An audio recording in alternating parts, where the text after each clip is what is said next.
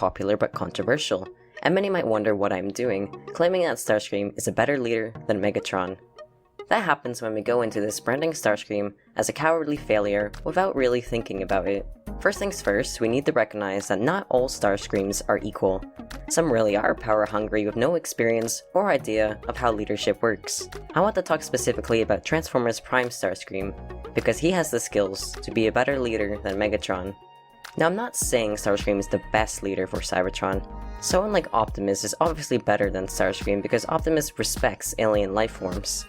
Cybertron under Starscream's rule may struggle with intergalactic relationships and trading. However, Starscream is a much more stable and relaxed leader than Megatron. Other Cybertronians should actually want Starscream to take over the Decepticons, but I will explain why no one is supporting him. Now here are the reasons why Starscream would make a good leader for the Decepticons or Cybertron. Starscream has actual past experience as a military leader, leading thousands of Seekers for at least thousands of years. They functioned perfectly fine under his command, and they were so skilled and deadly that this is why Megatron wanted to have Starscream in his ranks.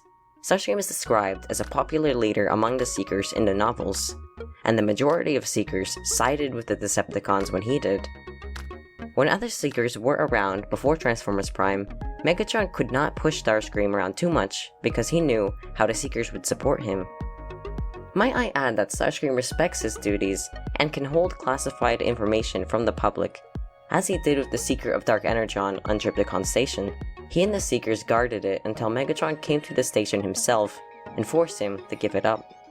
Starscream is not intrinsically hostile and only becomes aggressive when he feels threatened. Starscream has the special ability to work with bots he does not like, which many Autobots are not even able to do. Starscream does not hold many grudges, surprisingly. He does not bring up blows in battles, and he is willing to speak with and work with bots that tried to kill him.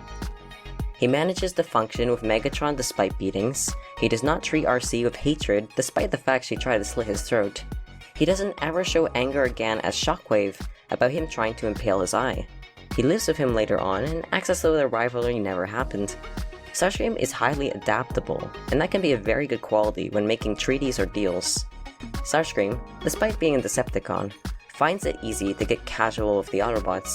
His reaction depends on how everyone enters the scene, and if Starscream is encountered, he will even put away his weapons if the other Autobot remains non-hostile.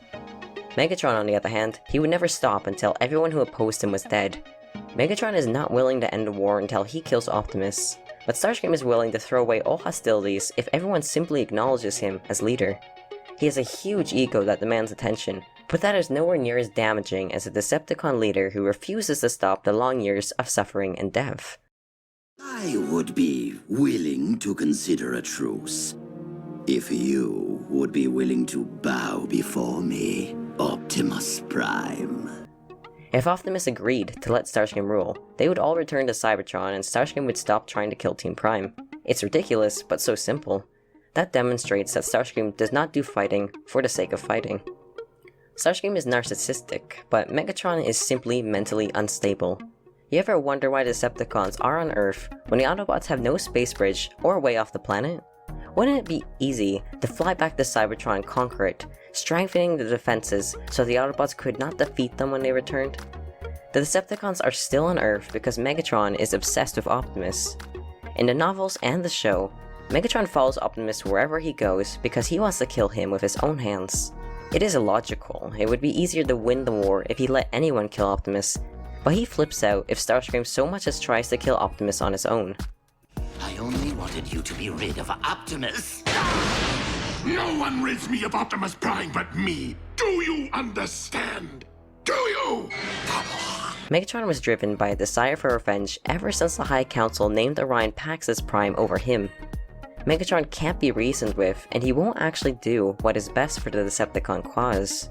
Starscream, on the other hand, has actual forward-thinking goals. You will notice throughout the show that Starscream is an Energon hoarder. This is important because Energon is in limited supply, and it is also essential to keeping your army powerful and healthy. In the years Megatron left Starscream in charge, everything went perfectly. If that is not a demonstration that Starscream can handle the responsibility, I don't know what is. Starscream kept out of sight, collected a massive pile of Energon, and might I add that Starscream even killed one of the few Autobots on Earth. Then, when Megatron seems to have died and Starscream takes over, he rapidly sets goals and makes plans, creatively using assets that Megatron did not. Starscream's plans are actually really good, although it is trendy to say that Starscream always fails. Usually it's just terrible luck or someone else's fault. But come on, so many other characters have plans that fail, and it isn't fair to only critique Starscream. Megatron is a goof who let a little Autobot take something right out of his hand twice. We were only quick to single out Starscream as a failure because Megatron called him one, so we take his word for it.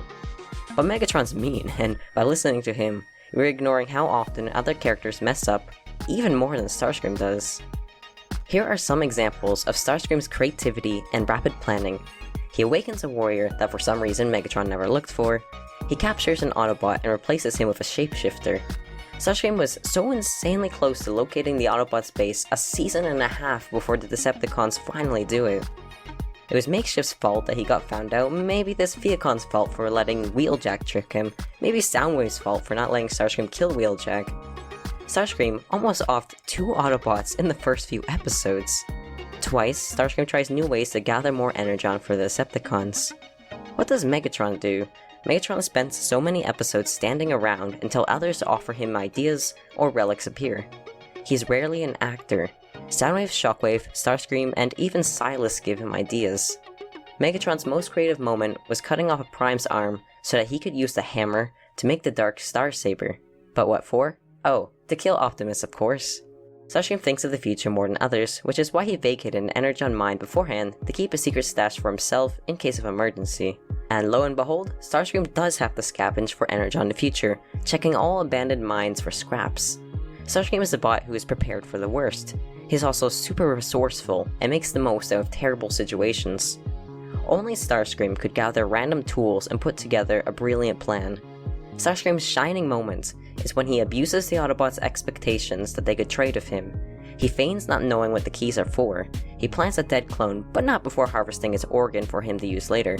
He consumes red energon to sprint through their ground bridge portal and steal all the keys. Then he escapes with a remote-controlled ground bridge.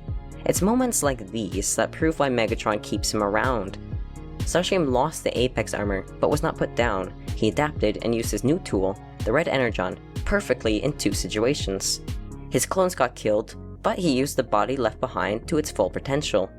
We may laugh and think him using a scooter is pathetic, but as someone who cannot fly, and who has to conserve energy because he's basically starving, using the scooter is in fact the smart choice. Starscream legitimately has Cybertron's well-being in mind. Back when Cybertron was rotting under the caste system, he still wanted change for Cybertron to be glorious again. He wanted to reactivate the space bridges so they could reach out to the stars again. He actually wanted to be a Prime himself, surprise surprise.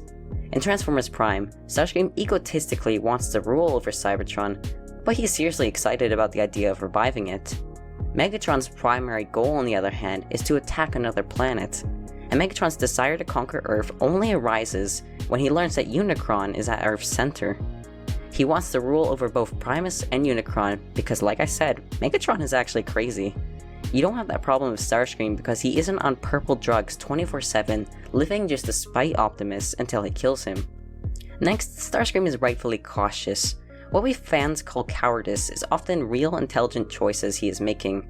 Is Starscream a coward for not using Dark Energon on himself until he knew what it did?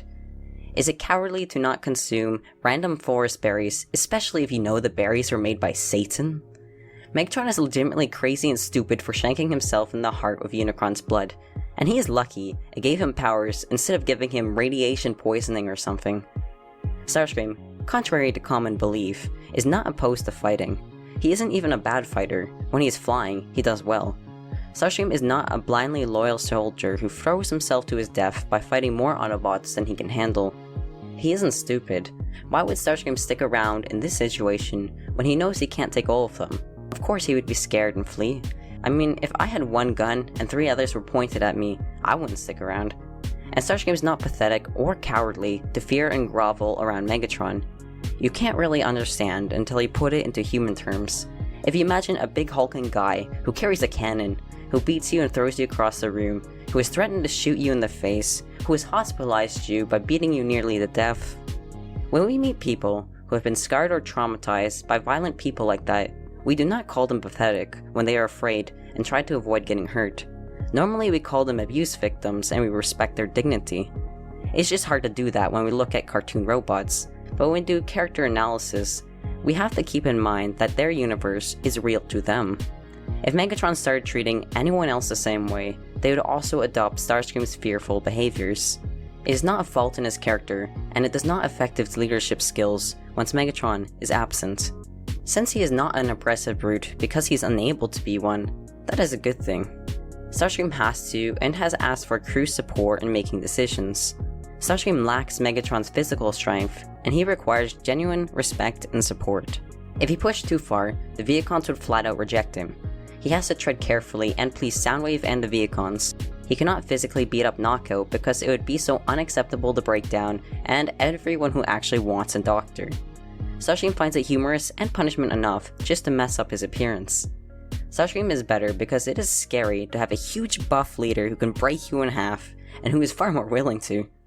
The worst you can get from Starscream is a frustrated bitch slap because it isn't in his power or interests to hospitalize his crew members. Starscream beats Megatron as the better Decepticon leader for both Autobots and Decepticons because he is much less of a physical threat. Starscream has the rule of intelligence, not strength, and when you think about Earth, we don't just elect the strongest people, right? That's just an animalistic way to rule. Dare I say, a Predacon way to rule. Being a leader requires intelligence, so even the physically weakest, the oldest, frailest people could be the absolute best. Starscream struggles for respect not because he isn't worthy of it, but because of Decepticon toxic loyalty. Megatron was one of the oppressed slaves and gladiators. He inspired his fellows to rise up and change the world. They love him because he was one of them. Megatron's goals strayed far, and although he is no longer acting in their interests, no one can see it because their love is too strong. His story is just too inspirational. Starscream was not one of the oppressed, he was a military leader who joined them later. They see Megatron as the Decepticon cause, and without him, they are lost. Starscream has the sway bots who were cloned and raised to believe in Megatron's doctrine. Even if he is more stable and forward-thinking than Megatron, no one sees it because they cannot see Megatron's flaws.